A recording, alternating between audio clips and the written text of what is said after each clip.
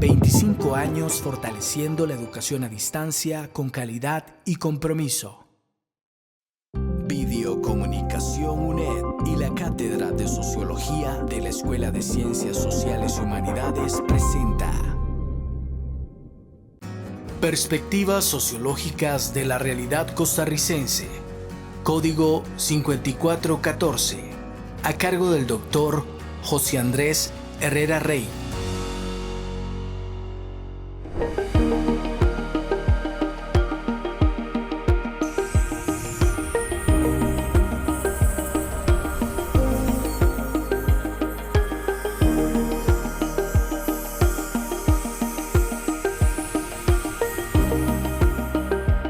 Educación en contexto. Diálogos para la transformación.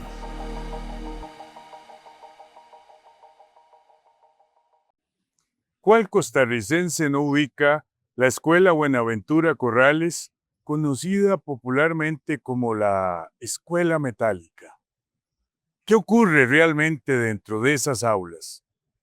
¿Se limitan a reflejar el mundo que tenemos o tienen el poder de transformarlo? Ese edificio es producto del auge liberal y la reforma educativa de finales del siglo XIX.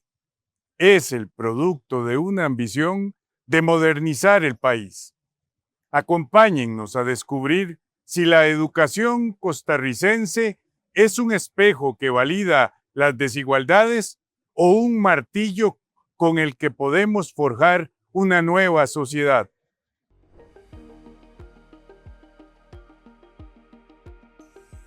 Aquí, en este espacio cotidiano donde tantos costarricenses pasan años de su vida, ocurre algo mucho más profundo que la simple enseñanza de matemáticas o ciencias. La serie que hoy iniciamos se titula Educación en contexto, diálogos para la transformación, y forma parte de la asignatura Perspectivas sociológicas de la sociedad costarricense. En esta quinta temporada nos proponemos un objetivo central: desentrañar la función social de la educación más allá de los discursos oficiales y los lugares comunes. Partimos de una pregunta engañosamente simple, pero profundamente política. ¿Es la educación un mecanismo de reproducción de las estructuras de poder existentes o es una herramienta de liberación y cambio social? A lo largo de 10 episodios abordaremos conceptos fundamentales para la sociología crítica de la educación en nuestro país. La función social de la escuela, espejo o martillo, el currículum oculto, lo que aprendemos sin que nadie nos lo enseñe, las brechas de tiza, desigualdad educativa, territorio y clase social, la interpelación, cómo el Estado nos llama a ser sujetos funcionales, las pedagogías de la esperanza, voces desde América Latina, la tecnología y la inteligencia artificial, democratización o nueva exclusión, la intersección de la calidad en el aula, clase, género, etnia y discapacidad, el rol transformador del docente y del estudiante como artesanos del futuro, y cerraremos tejiendo una mirada de conjunto hacia la educación que viene. Esta serie no busca ofrecer recetas pedagógicas fáciles. Busca más bien quitar la venda que naturaliza lo que ocurre en este salón de clases, desde la disposición de los pupitres hasta el timbre que fragmenta el tiempo, desde las calificaciones que buscan aprobación externa hasta los algoritmos que empiezan a decidir quién es apto para qué. Intentamos comprender las conexiones invisibles del poder educativo, ya que es el primer paso para dejar de ser sujetos pasivos de la reproducción social y convertirnos en agentes conscientes de la transformación. Les invitamos a recorrer esta temporada con espíritu crítico, con valentía intelectual y sobre todo con esperanza crítica, esa que no ignora las estructuras de dominación, pero confía en la capacidad humana de reinventarlas. Sean bienvenidos a un viaje por las aulas, las brechas y los sueños de una educación que se atreve a preguntar: ¿qué tipo de país queremos construir desde el pupitre? Vamos por ello. Módulo 1. Espejo o martillo. La función social de la educación.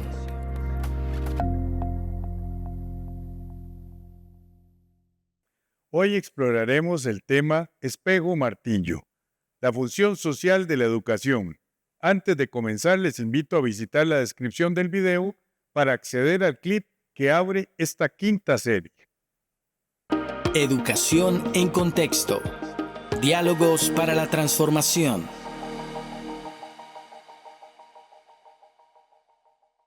Bienvenidos y bienvenidas a una nueva temporada de Videocomunicaciones.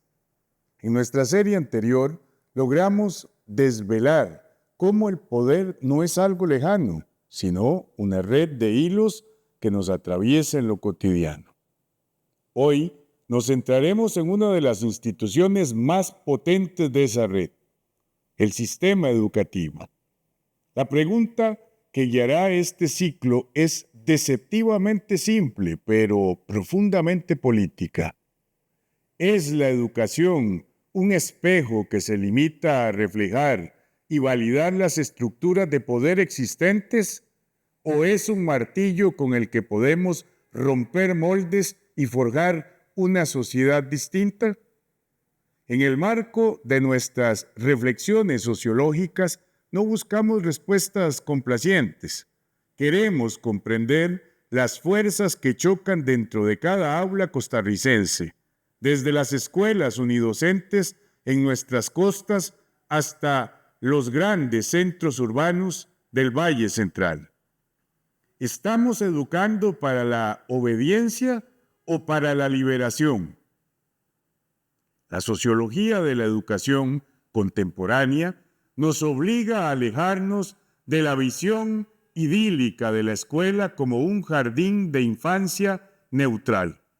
Para comprender si la educación funciona como un espejo o un martillo, debemos diseccionar primero la teoría de la reproducción social. Pierre Bourdieu y Jean-Claude Passeron revolucionaron este campo al introducir el concepto de capital cultural. No todos los estudiantes llegan al aula con la misma mochila de conocimientos. En el contexto costarricense, un estudiante que crece en un entorno profesional en el centro de San José ha internalizado desde su infancia un vocabulario, unas referencias artísticas y una forma de estructurar el pensamiento que coinciden exactamente con lo que el sistema educativo nacional define como inteligencia. Por el contrario, un estudiante de una zona rural o costera posee un capital cultural riquísimo en saberes locales, agrícolas o comunitarios, pero que la escuela a menudo ignora o minusvalora. Aquí es donde aparece la violencia simbólica. La escuela no necesita usar la fuerza física para excluir, le basta con imponer un arbitrario cultural, como si fuera universal. Al evaluar a todos bajo un mismo examen estandarizado, el sistema está siendo profundamente injusto, pues premia el punto de partida y no el esfuerzo del camino. El hábitus del estudiante privilegiado encaja con el de la institución, generando una sensación de naturalidad en el éxito. El estudiante excluido, al no poseer esos códigos, internaliza su fracaso como una deficiencia personal y no como una barrera estructural. A esto debemos sumar los aportes de Basil Bernstein sobre los códigos lingüísticos, que argumenta que las clases sociales utilizan códigos diferentes. El código restringido, es decir, el más dependiente del contexto, y el código elaborado más abstracto.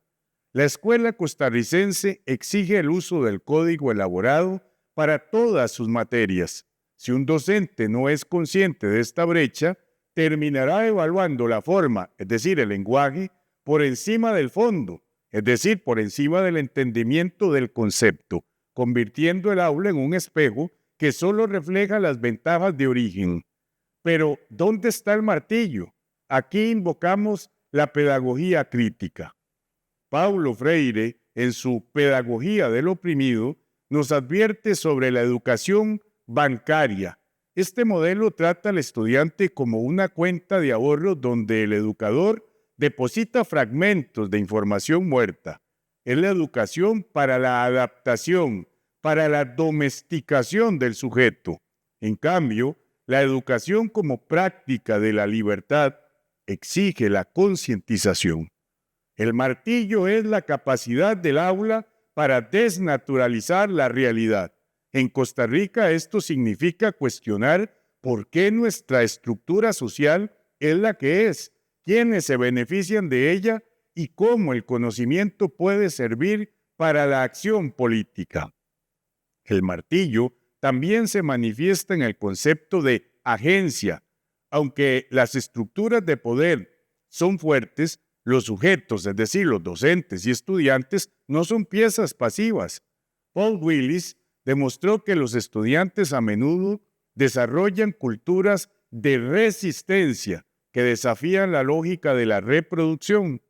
En nuestra realidad nacional, esto se traduce en la capacidad de las comunidades educativas para adaptar los programas del MEP a sus necesidades territoriales, reclamando una educación que sea relevante para su vida y no solo para el mercado laboral. Analicemos la evolución del sistema educativo costarricense desde el estado de bienestar hasta la era de la globalización. Hoy el sistema enfrenta la presión de los organismos internacionales para centrarse en las competencias, lo cual puede ser un nuevo espejo de la lógica corporativa. Sin embargo, el aula sigue siendo el último bastión donde, mediante el diálogo y la investigación social, podemos golpear las estructuras de la injusticia y empezar a forjar una Costa Rica más equitativa. El martillo es, en última instancia, el pensamiento crítico en acción. Por tanto, la educación es un campo de batalla inacabado. No es un martillo ni un espejo por defecto. Es lo que nosotros decidamos hacer con ella en cada interacción pedagógica.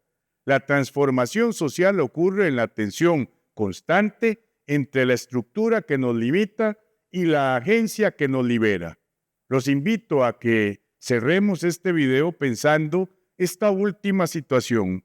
¿Tenemos un espejo establecido o vamos hacia un martillo de lo nuevo?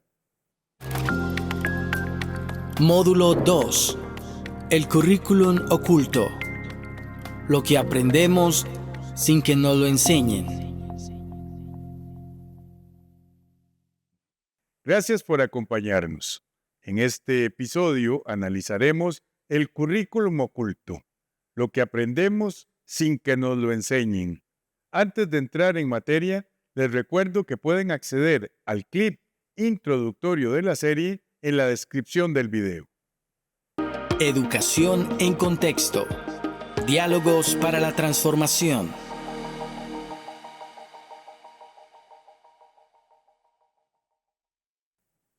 ¿Por qué aceptamos el orden escolar como algo inamovible? Más allá de los teoremas y las reglas ortográficas, existe un aprendizaje invisible que nos moldea desde los 5 años.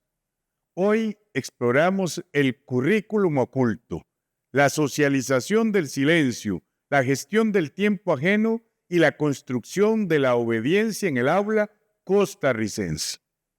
El currículum oculto es quizás la herramienta de socialización más poderosa del Estado moderno.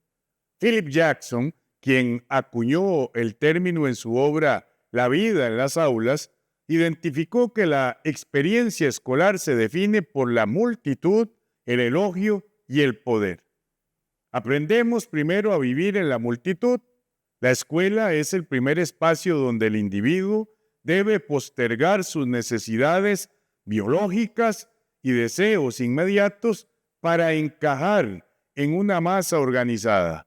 Aprendemos a esperar el turno, a estar en silencio mientras otros hablan y a aceptar que somos uno de muchos. Esta es la base de la vida en una sociedad burocratizada. Segundo, aprendemos la dinámica del elogio, el sistema de calificaciones, los sellos de colores y las palabras de aliento del docente no son solo herramientas pedagógicas, son mecanismos de control que enseñan al estudiante a buscar la validación externa. El conocimiento deja de tener un valor intrínseco y se convierte en una moneda de cambio para obtener aprobación. Lo tercero, internalizamos la estructura del poder. El docente es la encarnación de la autoridad legítima del Estado. El currículum oculto enseña que el poder es jerárquico y vertical. Aprendemos a no cuestionar la fuente del conocimiento, sino a reproducirla y de manera eficiente. En Costa Rica esto se observa en la disposición física de las aulas, el escritorio del docente al frente, a veces en una tarima, y los pupitres de los alumnos en filas, mirando hacia el centro del saber. La arquitectura no es accidental, es pedagógica y política. El sociólogo Michael Apple, así como el filósofo Michel Foucault, han profundizado en cómo este currículum oculto también distribuye de manera desigual el conocimiento. No solo se enseña obediencia, sino que se enseña a quién obedecer. En las escuelas de sectores privilegiados de Costa Rica, el currículum oculto suele enfocarse en la autonomía, el liderazgo y la negociación. En cambio, en sectores vulnerables, el currículum oculto enfatiza la disciplina rígida, el seguimiento de las reglas y la puntualidad mecánica. De este modo, la escuela prepara a los sujetos para diferentes estratos del mercado laboral antes de que éstos hayan elegido una carrera. También debemos analizar la dimensión de género en este currículum oculto o invisible a través de comentarios sutiles de la distribución del espacio en el recreo y de las expectativas de comportamiento. Se sigue educando para la división sexual del trabajo. Mientras a los niños se les tolera la expresión física y el ruido, a las niñas se les suele reforzar la prolijidad y el cuidado y la moderación. Estos hilos invisibles van tejiendo la desigualdad de género mucho antes de que se aborden temas de igualdad en los libros de texto oficiales. Incluso el tiempo en la lección del currículum oculto, el timbre escolar fragmenta el conocimiento en bloques de 40 a 80 minutos y esto lo que señala nada más es que es suficientemente importante como para no ser interrumpido por una campana externa. Enseña una relación con el tiempo que es puramente utilitario y fragmentado, preparándonos para la jornada laboral industrial. Al desvelar este currículum, recuperamos la capacidad de preguntar: ¿qué tipo de personas estamos construyendo? ¿Ciudadanos críticos o empleados dóciles? En suma, hacer visible el currículum oculto es un acto de liberación pedagógica.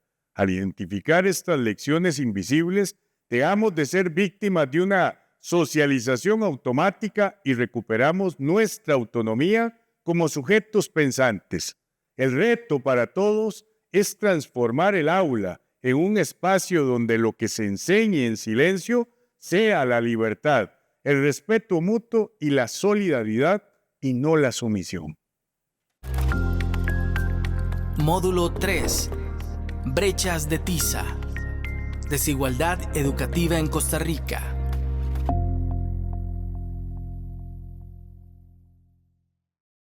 Continuamos con esta aventura del saber y hoy nos corresponde hablar de las brechas de tiza, desigualdad educativa en Costa Rica, pero antes de continuar, les insto a que revisen la descripción del video donde se encuentra el clip inicial de esta nueva serie.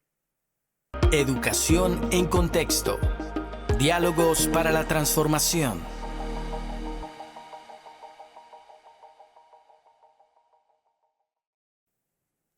Costa Rica se presenta ante el mundo como una democracia sólida, sostenida por la educación pública.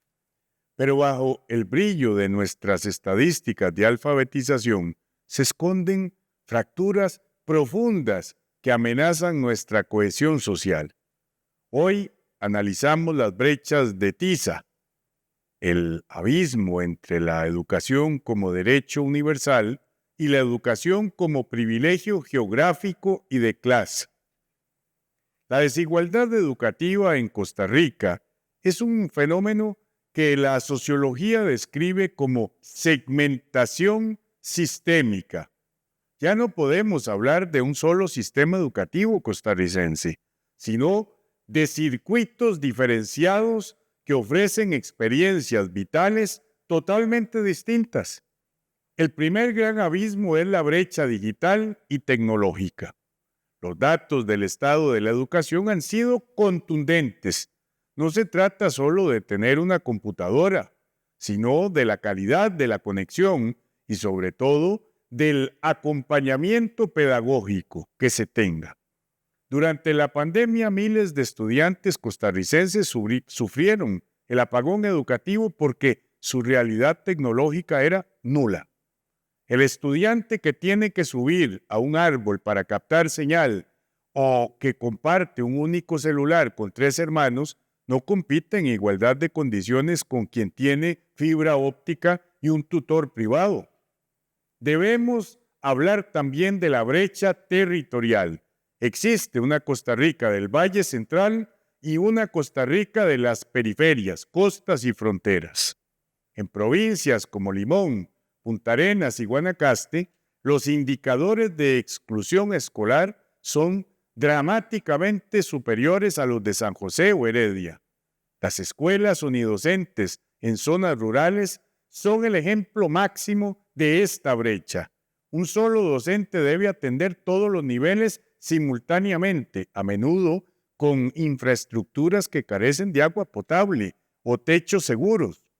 Aquí la educación se convierte en un acto de heroísmo y no en una garantía estatal. Otro factor crítico es la brecha del capital cultural y económico. La educación pública, que debería ser el motor de movilidad social, está siendo debilitada por recortes presupuestarios que afectan programas de equidad, como comedores escolares y transporte. Cuando el Estado reduce su inversión, las familias deben asumir los costos de materiales, conectividad y transporte. Las familias que no pueden pagar ven cómo sus hijos quedan rezagados. La meritocracia se convierte en un mito peligroso. ¿Cómo podemos decir que el éxito depende del esfuerzo cuando los corredores salen de líneas de partida separadas por kilómetros de distancia económica? Además, existe una brecha de expectativas. La sociología ha demostrado que los docentes, a menudo de forma inconsciente, proyectan menores expectativas de éxito sobre los estudiantes de zonas marginales o de familias con baja escolaridad. Esto se convierte en una profecía autocumplida. El estudiante internaliza que no está diseñado para la universidad y abandona el sistema. En Costa Rica, el término deserción es una forma de culpar a la víctima. Desde la sociología crítica preferimos hablar de exclusión escolar porque es el sistema el que falla en retener y motivar al estudiante. Analicemos cómo esta fragmentación educativa rompe el tejido social. Cuando los niños y niñas de diferentes clases sociales no se mezclan en las mismas aulas, perdemos la capacidad de entendernos como iguales. La educación privada se convierte en un búnker de privilegios, mientras la pública se pauperiza. Si no cerramos estas brechas de tiza mediante políticas de Estado robustas y una inversión real, la educación costarricense dejará de ser el puente hacia el futuro para convertirse en el muro que consolida una sociedad de castas. Para finalizar, las brechas de tiza son una herida abierta en nuestro contrato social. Reconocer esta crisis no es un acto de pesimismo, sino una urgencia política. Como futuros profesionales, nuestro compromiso debe ser trabajar para que el pupitre sea, sin importar si está en la montaña más remota o en la ciudad más moderna, un espacio de justicia y oportunidad real para todos y todas. Módulo 4. La educación como interpelación, sujetos y ciudadanía.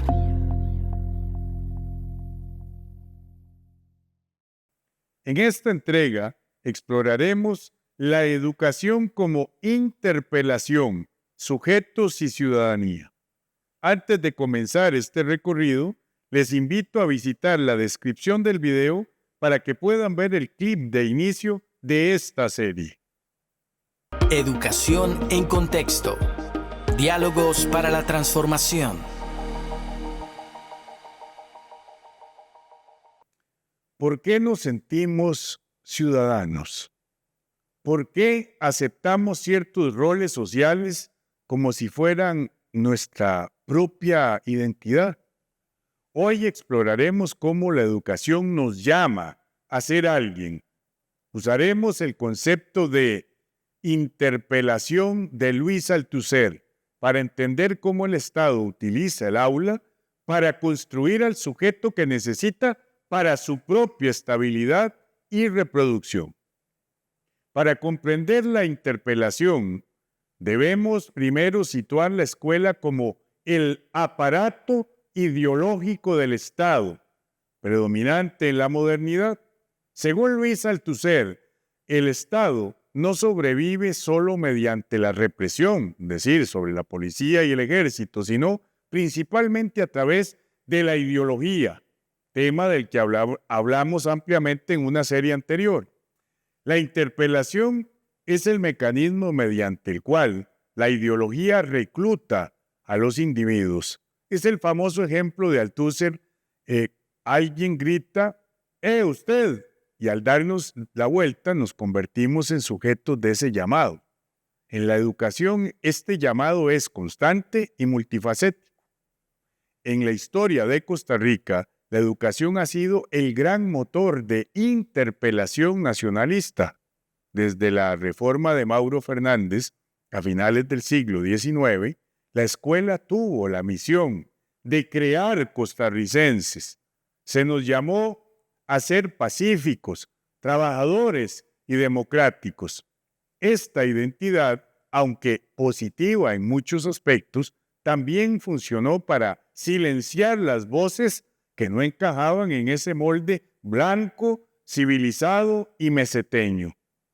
La interpelación nos decía quiénes éramos, pero también quiénes no debíamos ser. Ser sujeto implica en este sentido estar sujetado a una narrativa estatal. Hoy, la interpelación ha mutado hacia la lógica neoliberal. El Estado ya no solo nos llama a ser patriotas, sino que nos llama a ser capital humano. El estudiante es interpelado como un cliente o como un emprendedor de sí mismo. Esta transformación es profunda. Si antes el éxito educativo se medía por el aporte al bien común, hoy se mide por la empleabilidad. Cuando los programas de estudio enfatizan solo las competencias técnicas y descuidan las humanidades, están interpelando a un sujeto que es funcional al mercado, pero que carece de las herramientas para cuestionar las bases de ese mismo mercado. Analizamos cómo los rituales escolares, el himno, el uniforme, la disposición de los pupitres son actos de interpelación física. El uniforme, por ejemplo, borra las diferencias de clase de manera superficial, pero también interpela al cuerpo para que se someta a una norma institucional. La ciudadanía que se construye en el aula suele ser una ciudadanía de baja intensidad.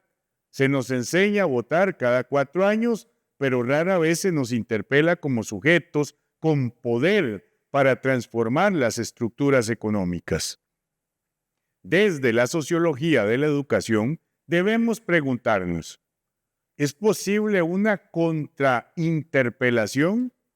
¿Puede el docente llamar al estudiante no para que obedezca, sino para que se reconozca como un agente de cambio? Esto requiere que el aula deje de ser un espacio de transmisión de verdades absolutas y se convierta en un espacio de deconstrucción de identidades impuestas. Solo cuando el estudiante entiende cómo ha sido llamado por el sistema, puede empezar a responder con su propia voz, construyendo una ciudadanía activa, crítica y verdaderamente transformadora en el contexto de la Costa Rica del siglo XXI. La interpelación, en suma, es el espejo que el Estado nos pone enfrente para que nos reconozcamos como buenos ciudadanos. Pero la sociología nos da las gafas para ver las grietas en ese espejo. Al entender cómo somos interpelados, recuperamos la libertad de decidir qué tipo de sujetos queremos ser. En nuestro próximo capítulo buscaremos las alternativas que nacen desde la resistencia, pedagogía de la esperanza. Módulo 5. Pedagogías de la esperanza.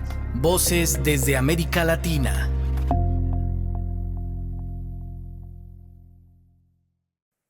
Seguimos avanzando en este recorrido y llegamos a un tema crucial: pedagogías de la esperanza. Voces desde América Latina. Antes de profundizar, les invito a pasar por la descripción del video donde encontrarán el clip de apertura de esta producción. Educación en contexto. Diálogos para la transformación.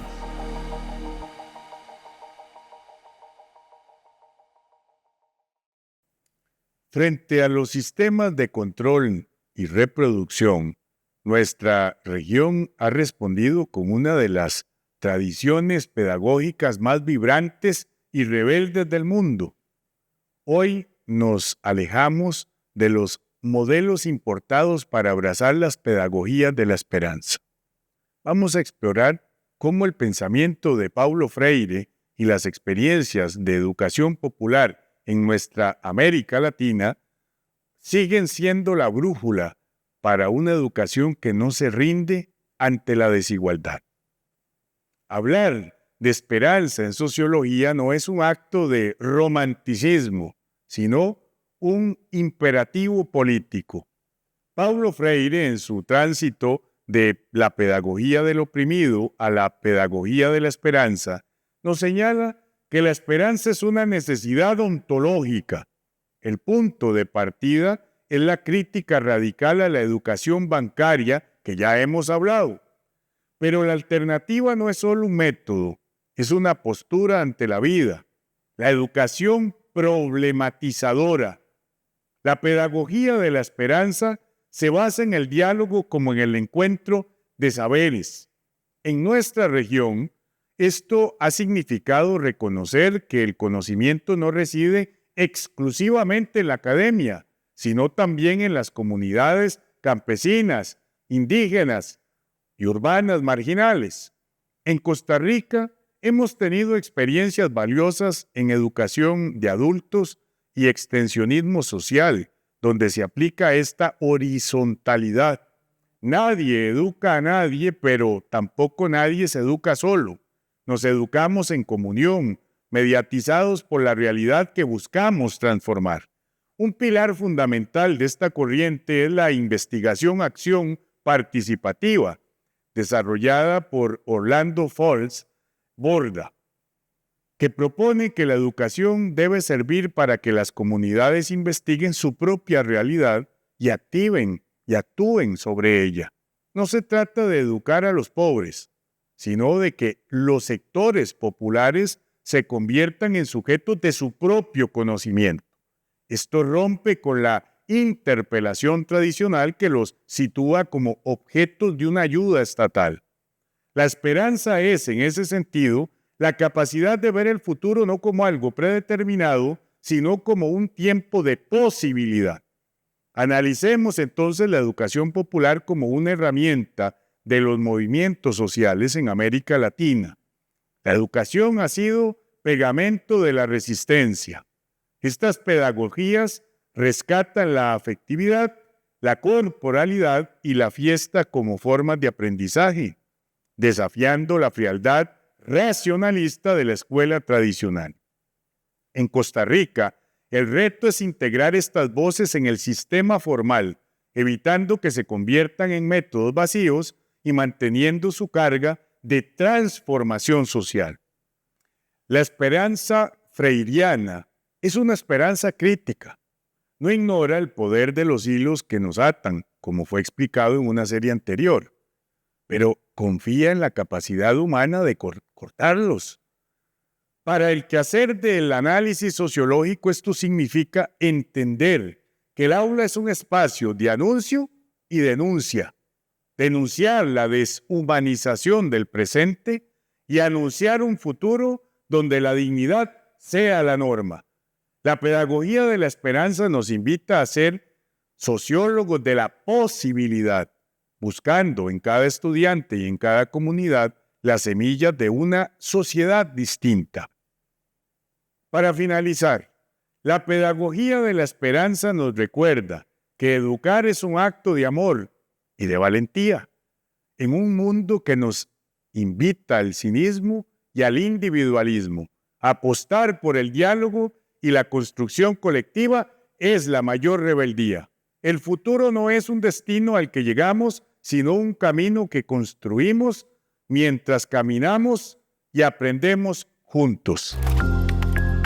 Módulo 6. Tecnología y educación. Democratización o nueva exclusión.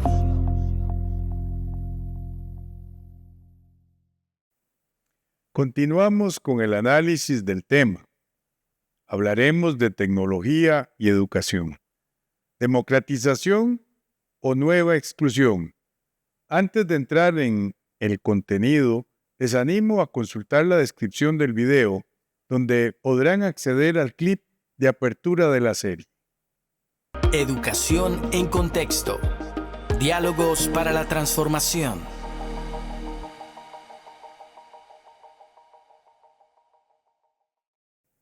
Se nos ha prometido que la tecnología borraría todas las brechas y que el conocimiento estaría al alcance de un clic. Pero, ¿ha democratizado realmente la educación en Costa Rica o ha levantado muros invisibles de silicio? Hoy analizamos el impacto tecnológico desde una perspectiva sociológica crítica entre la promesa de la conectividad y la realidad de la nueva exclusión digital. Para analizar la tecnología en el aula, debemos aplicar la teoría de la sociedad red de Manuel Castells. La tecnología no es solo una herramienta neutral, es un nuevo tejido de nuestras relaciones sociales. Sin embargo, en un país con las desigualdades de Costa Rica, la tecnología a menudo actúa como un amplificador de las brechas preexistentes. No podemos hablar de tecnología educativa sin hablar de la economía política de la información. debemos profundizar en las tres dimensiones de la brecha digital. La primera es la del acceso. ¿Quién tiene el dispositivo y la banda ancha? El apagón educativo en Costa Rica demostró que el acceso está determinado por la clase social y la ubicación geográfica. La segunda es la de uso. No es lo mismo usar la computadora para jugar o consumir redes sociales que usarla para la investigación, la creación de contenido o el pensamiento complejo. Aquí, el capital cultural de la familia juega un rol decisivo. La tercera dimensión, y quizás la más relevante para la sociología, es la alfabetización crítica y de datos. Estamos viviendo la datificación de la educación. Las grandes corporaciones tecnológicas como Google, Microsoft, Apple están entrando en las aulas no solo como proveedores, sino como gestores del aprendizaje. Sus algoritmos deciden qué contenido es relevante, cómo se evalúa y en última instancia están recolectando datos masivos de nuestros niños y jóvenes. Esto plantea un riesgo de colonialismo digital, donde las decisiones pedagógicas quedan en manos de intereses comerciales extranjeros. Analicemos el concepto de capitalismo de plataformas aplicado a la educación. Las plataformas digitales tienden a estandarizar el aprendizaje, eliminando lo local y lo contextual en favor de módulos globales eficientes. Para un país como Costa Rica, esto puede significar la pérdida de autonomía docente. El profesor corre el riesgo de convertirse en un simple facilitador de un software que él no diseñó y que no entiende del todo. La tecnología debe estar al servicio de la pedagogía, sí, y no la pedagogía al servicio del software. Sin embargo, también exploraremos el potencial de las tecnologías para la emancipación. El software libre, los recursos educativos abiertos y las redes del aprendizaje colaborativo ofrecen una vía para democratizar el saber sin entregar nuestros datos a los Big Data, Big Tech.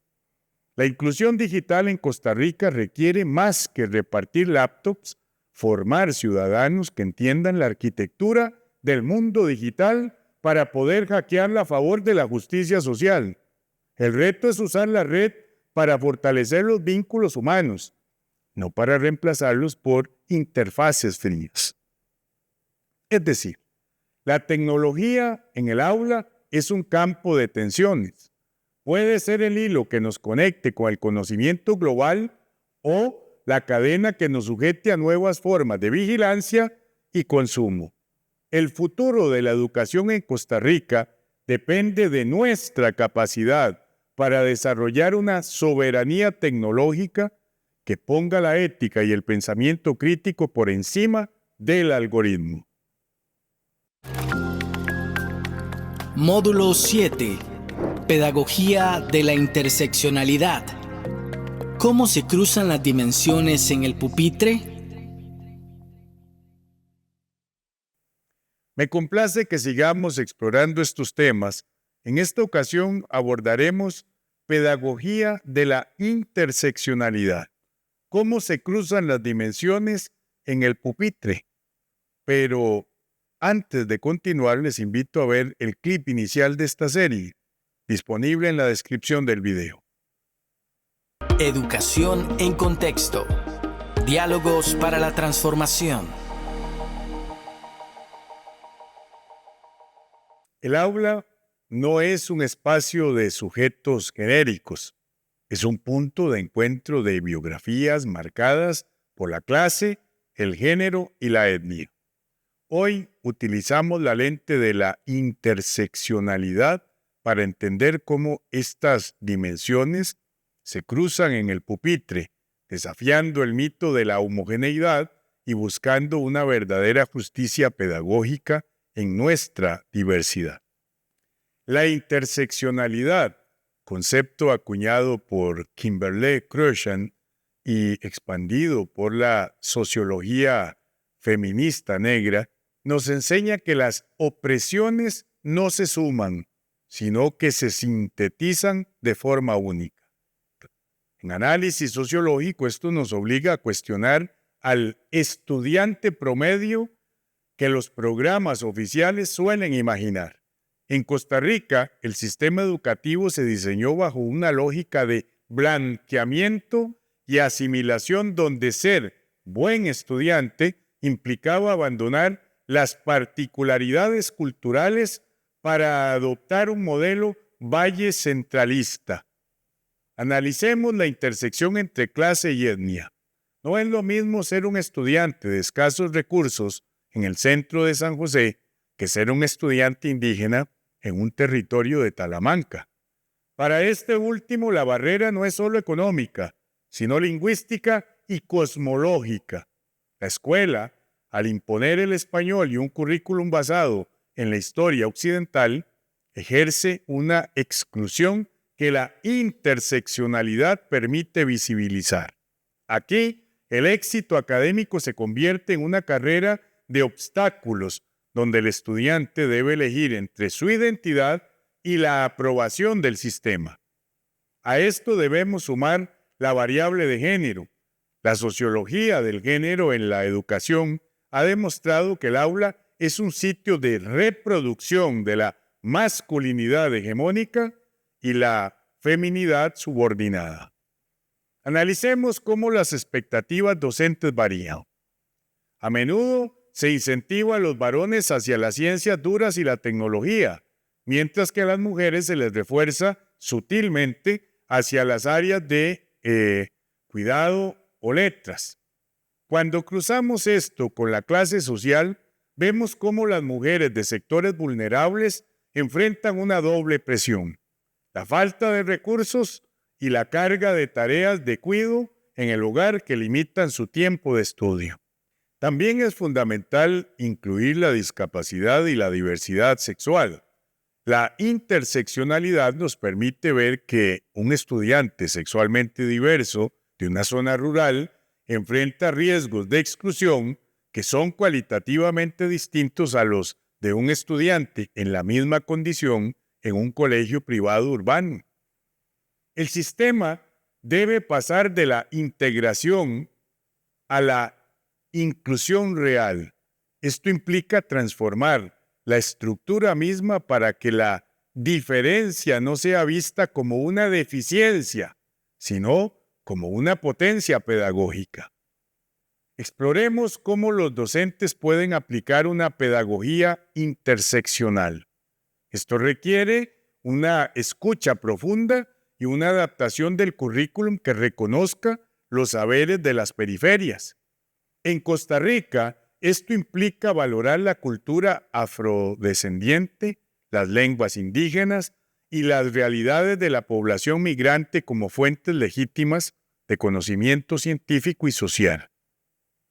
Solo cuando el aula reconoce que las trayectorias de vida están atravesadas por múltiples hilos de poder, podemos empezar a tejer una educación que sea verdaderamente un motor de equidad y conocimiento. En suma, educar desde la interseccionalidad es un acto de justicia poética y política. Nos obliga a ver a la persona completa detrás del carnet del estudiante. El reto es que nuestras aulas dejen de ser lugares de normalización para convertirse en santuarios de la diversidad, donde cada historia cuente y cada identidad tenga el derecho de florecer sin miedo al juicio o la exclusión. Módulo 8. Artesanos del futuro. El rol transformador del docente y el estudiante.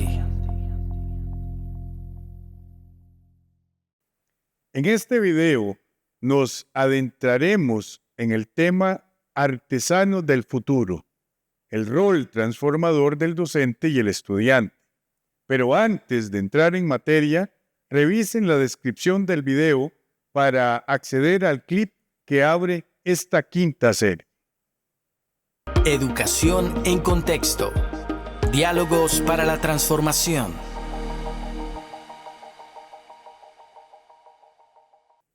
¿Quiénes son los verdaderos protagonistas de la transformación social?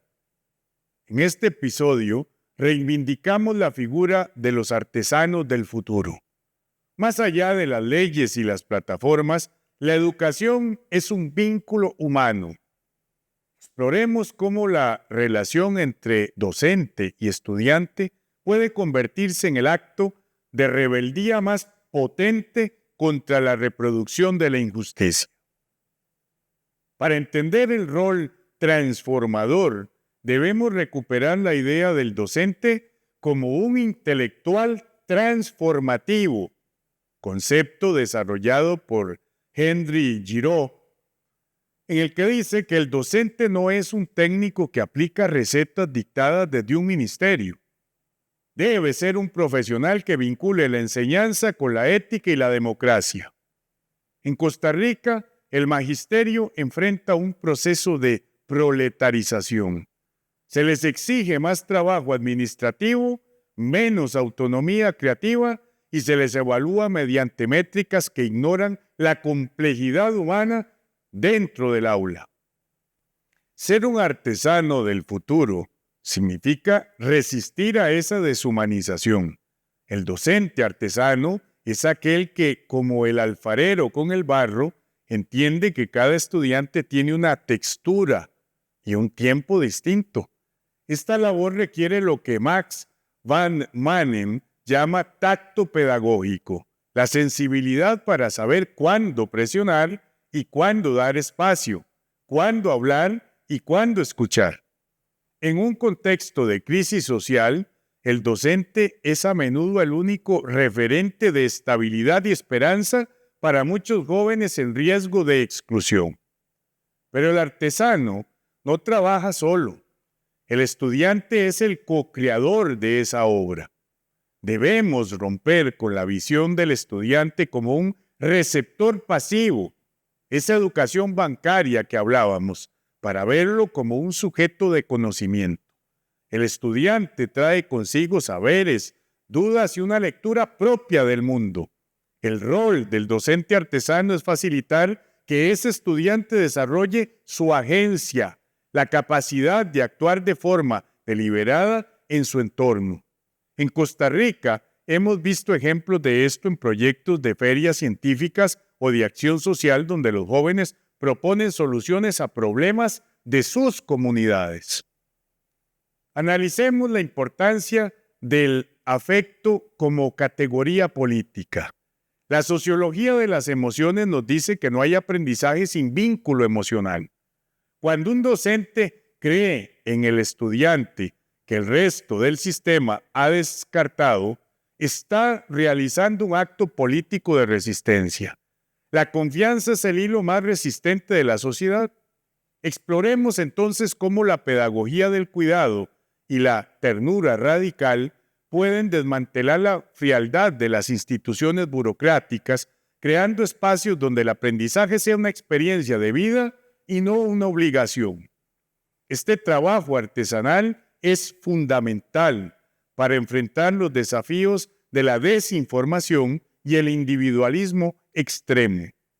El docente y el estudiante como artesanos tejen una red de pensamiento crítico que protege a la sociedad de las manipulaciones del poder.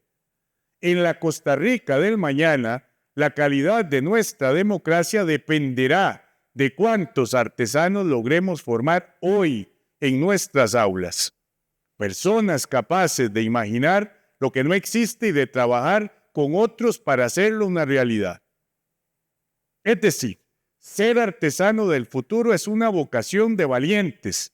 Es apostar por lo humano en un mundo que a veces parece preferir las máquinas.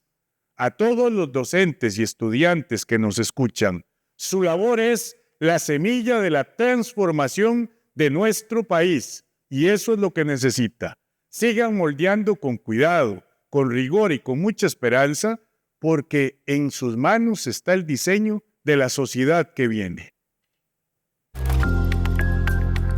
Módulo 9. Aulas algorítmicas. la inteligencia artificial y el futuro del aprendizaje.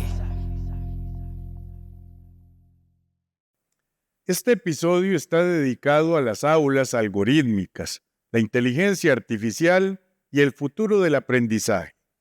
Antes de avanzar, les invito a ver la descripción del video, donde encontrarán el clip de apertura. Educación en contexto. Diálogos para la transformación.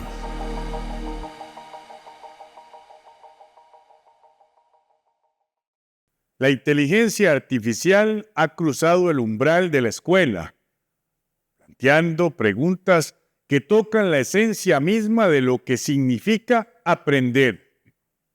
¿Estamos ante la democratización definitiva del saber o ante una nueva forma de vigilancia algorítmica? Bienvenidos a un análisis sociológico de las aulas algorítmicas.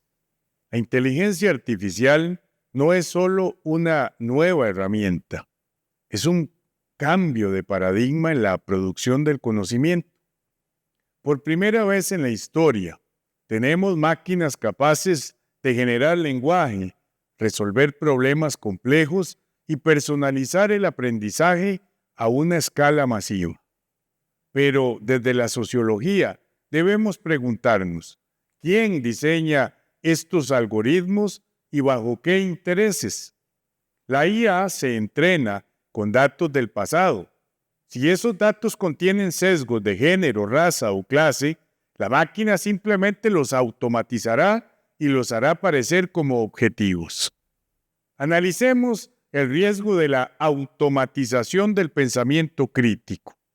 Si un chatbot puede redactar un ensayo en segundos, ¿cuál es el sentido de la escritura en el aula? La escritura no es solo un producto, es un proceso de estructuración del pensamiento. El peligro de las aulas algorítmicas es que deleguemos en la tecnología la capacidad de discernir, de dudar y de crear. Para Costa Rica, esto implica el reto de pasar de una alfabetización digital básica a una soberanía algorítmica, entendiendo cómo funcionan estas cajas negras para no ser sus esclavos. Exploremos también el fenómeno de la datificación intensiva. En un entorno de IA, cada clic, cada pausa y cada error del estudiante se convierte en un dato que alimenta perfiles predictivos. Esto puede llevar a un determinismo algorítmico, donde una máquina decide, basándose en el historial de un niño de primaria, que éste no tiene aptitudes para las matemáticas, cerrándole las puertas antes de que abra las alas. La ética de los datos debe ser una prioridad absoluta en nuestras políticas educativas para proteger la privacidad y el futuro de las nuevas generaciones. Sin embargo, la IA también ofrece oportunidades sin precedentes para la inclusión. Pensemos en sistemas de traducción en tiempo real para estudiantes migrantes o interfaces adaptativas para personas con discapacidad motriz o cognitiva. La IA puede ser el tutor que nunca se cansa, permitiendo que cada estudiante avance a su propio ritmo. El secreto sociológico aquí es que la IA nunca podrá reemplazar al docente en lo esencial, el juicio ético, la empatía y la capacidad de inspirar. El futuro no es IA o humanos, sino humanos con IA, potenciando su humanidad. Cerremos analizando cómo la sociología nos prepara para este futuro. El análisis sociológico nos da las herramientas para ver el poder detrás del código. En un mundo de aulas algorítmicas, el valor más alto será lo que nos hace irremediablemente humanos. La capacidad de amar, de luchar por la justicia y de soñar con mundos que ningún algoritmo podría predecir. El aprendizaje del futuro debe ser un diálogo entre nuestra inteligencia biológica y la artificial, siempre guiado por una brújula ética que priorice la dignidad humana por encima de la eficiencia teórica. En suma, Las aulas algorítmicas ya están aquí, pero el futuro de lo que sucede en ellas sigue estando en nuestras manos. No permitamos que la tecnología sea un nuevo hilo de control, sino que sea el telar donde tejemos una sociedad más conectada y consciente. Módulo 10. Tejiendo el mañana. Reflexiones finales sobre educación y poder.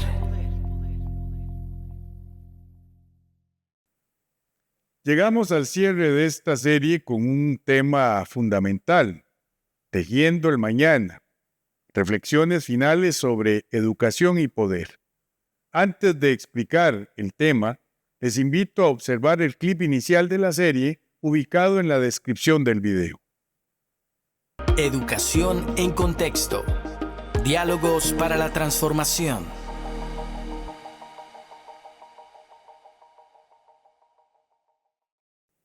Hemos llegado al final de un viaje intelectual intenso y transformador. A lo largo de estos episodios hemos deshecho los nudos de la realidad para observar las redes que tejen nuestra experiencia como estudiantes, docentes y ciudadanos. Desde el análisis de la educación como espejo o martillo, hasta el desafío de las aulas algorítmicas, hemos caminado juntos por la geografía de la sociología crítica. Hoy no nos despedimos simplemente de una serie de videos. Cerramos un ciclo de reflexión para abrir uno de acción, educando en el mañana. Para concluir esta serie, debemos realizar una síntesis dialéctica de todo lo aprendido, elevando los conceptos a una visión de conjunto que nos permita entender hacia dónde se dirige la sociedad costarricense. La sociología no es una ciencia del pasado, sino una herramienta de navegación para el futuro. Iniciamos este recorrido cuestionando la neutralidad de la escuela. A través de Pierre Bourdieu, comprendimos que el sistema educativo puede funcionar como un sofisticado mecanismo de reproducción de la desigualdad si no somos conscientes del capital cultural que ponemos en juego. Hemos visto que la educación, lejos de ser un campo estático, es un territorio en disputa donde se decide qué cultura es legítima y cuál es marginal. En Costa Rica, esta disputa es hoy más viva que nunca, en medio de tensiones entre la visión humanista histórica y las nuevas exigencias de un mercado globalizado que busca convertir el saber en una mercancía. Hemos profundizado en el currículum oculto, esa red invisible de aprendizajes que moldea nuestra obediencia y nuestra percepción del tiempo. Al desvelar estos hilos, hemos recuperado la capacidad de asombro y de duda.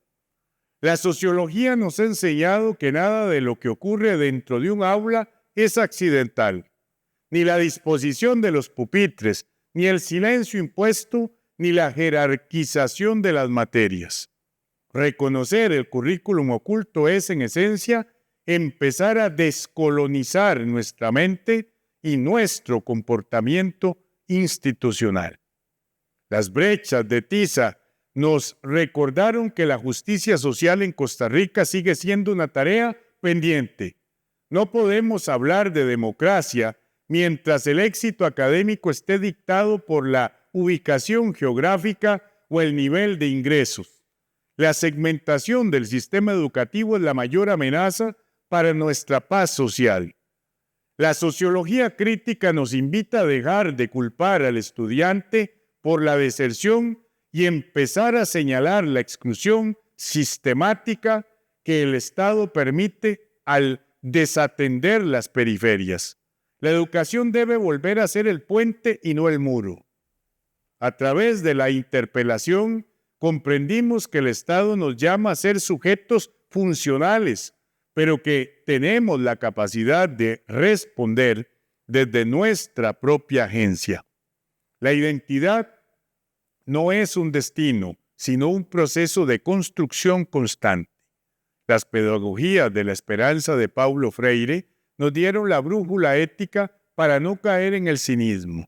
La esperanza es un acto de valentía política que nos permite anunciar un mundo distinto mientras denunciamos las injusticias del presente. En América Latina, la educación popular sigue siendo la semilla de las transformaciones más profundas. Analizamos también la tecnología y las aulas algorítmicas, no con tecnofobia, sino con un rigor crítico. La inteligencia artificial y la datificación no son procesos inevitables de progreso, sino decisiones políticas que deben ser auditadas. La verdadera soberanía digital consiste en poner la técnica al servicio de la emancipación humana y no de la vigilancia corporativa. El futuro de la educación costarricense será híbrido, pero debe ser ante todo humano, ético e inclusivo. Finalmente, la interseccionalidad y la labor de los artesanos del futuro nos devolvieron la mirada a lo concreto, a la piel, al género, a la etnia, al vínculo humano. El aula es el último refugio donde el encuentro con el otro puede transformarnos. Ser un intelectual transformativo como docente y un sujeto de cambio como estudiante es el mayor reto de nuestra era. La educación es el tejido que sostiene la posibilidad de una vida digna para todos y todas. Costa Rica se encuentra en una encrucijada sociológica. El pacto social que nos hizo destacar en el siglo XX necesita ser renovado con las herramientas del siglo XXI. Esta asignatura no termina con un examen final, termina cuando cada uno de ustedes aplica esta imaginación sociológica de Wright Mills para entender que sus problemas personales están conectados con los grandes problemas de la estructura social. Al entender las redes, dejamos de ser títeres y empezamos a ser actores conscientes. El cierre de esta serie es un llamado al compromiso. La sociología es una ciencia que incomoda porque nos quita la venda de los ojos, pero es también la ciencia que nos da la fuerza para imaginar lo imposible. No permitan que la educación que reciben o que imparten sea un simple trámite burocrático. Conviértanla en un escenario de libertad radical. Sigan preguntando, sigan cuestionando y sobre todo, sigan creyendo en la potencia del conocimiento para cambiar el mundo. Llegamos al momento de apagar la cámara, pero de encender la conciencia. A nombre de la Cátedra de Sociología, agradecemos profundamente su compañía a lo largo de este nuevo viaje. Esperamos que estos videos sean apenas el inicio de una vía al pensamiento crítico y a la construcción de una Costa Rica más justa, solidaria y consciente de su propio devenir. Este diálogo no termina aquí. Continúa en cada escuela, en cada comunidad, en cada decisión que tomen para desafiar la desigualdad. Cuídense mucho, mantengan siempre la curiosidad despierta y recuerden que, aunque las redes del poder son fuertes, nuestras manos unidas son las que tienen el poder de tejer una nueva historia. Nos vemos en nuestra próxima temporada. El mito de la excepcionalidad. ¿Quiénes somos realmente? Donde reflexionaremos los principales elementos que sustentan nuestra esencia como ciudadanos de un país presuntamente excepcional. Mucho éxito en sus caminos y hasta pronto.